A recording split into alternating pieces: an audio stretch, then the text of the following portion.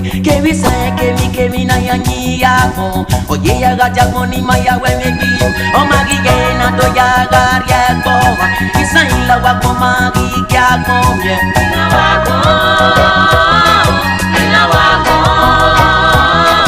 ila wa ko o magige ko ye weto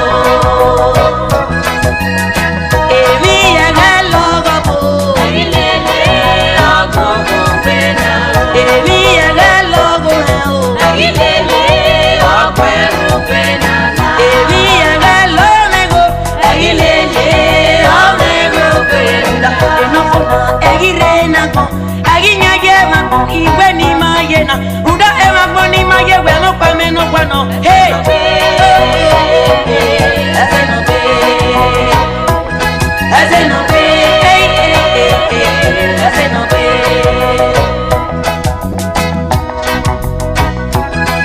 Aya ye ma ko, aya ye ma ko, ama bona ema pa me no kwano,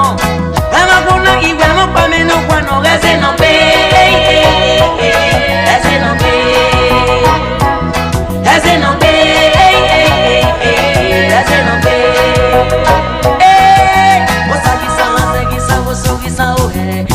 Sa yigo gisa besa un kwebe ke bisa ke mi anagia ni ako oye ya gacha koni maya we mi no ke go magi ke na do ya garia ko no fona iwa gire na koni mayena isa ila wa ko magi ya ko mie ila wa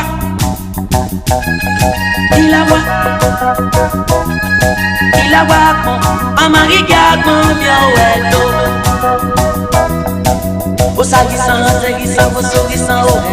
sagisa yigo gisa besa un kwebe ke bisa e mi anagia ni ako oye ya gacha kona ya ga we mi bi amagi ke na do ya garia ko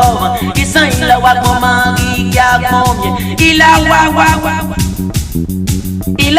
ko amagi ya ko mie eto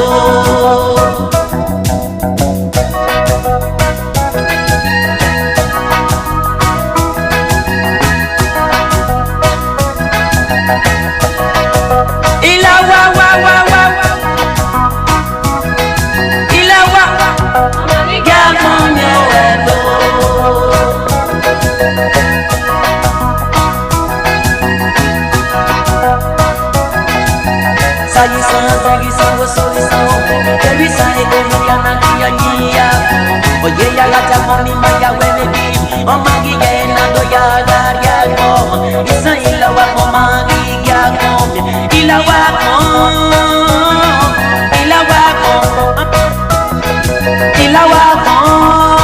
oi ila wa ko amagi ya ko yo weto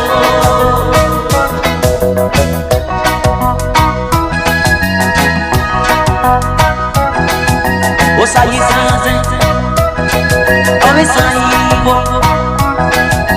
oye sayo kwebe kebi saye eya nage ya ni ako isa ila wa ko o magi ya ko me o sagisa go so gisa go he sagisa yo gisa bo sa un kwebe